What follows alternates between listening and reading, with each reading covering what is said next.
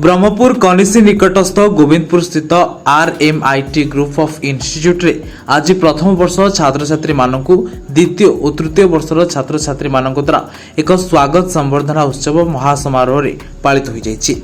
अनुष्ठान सभापति इंजीनियर जितेंद्र कुमार पंडा प्रथमे प्रदीप प्रज्वलन करी उत्सव को उद्घाटन करथिया बेले अनुष्ठान निर्देशक तथा HIT रो चेयरमैन राजेंद्र कुमार पंडा मुख्य अतिथि रूपे जोग देथिबा बेले अनुष्ठान संपादक इंजीनियर धीरज कुमार पंडा डॉक्टर लक्ष्मीकांत पंडा RMIT रो अध्यक्ष दुर्गा प्रसाद महापात्र सम्मानित अतिथि रूपे जोग दी छात्र छात्री को श्रृंखलित जीवन उपरे आलोकपात करथिले। ए उत्सव रे HIT रो अध्यक्ष इंजीनियर शिव प्रसाद महापात्र सभापतित्व करी नूतन भावे जोग देथिबा छात्र छात्री को मार्गदर्शन करथिले। विद्यार्थी माने स्वतंत्र परिश्रम और विद्यारे मन लगाइबा सह कुसंग स्वार्थ और निंदा ठारू दूरे रहबा पई इंजीनियर पंडा परामर्श देथिले। छात्र छात्री मानक द्वारा विभिन्न नृत्य संगीत कार्यक्रम परिवेशन कराइथिला। शेषरे RMIT अध्यक्ष दुर्गा प्रसाद महापात्र धन्यवाद अर्पण करथिले।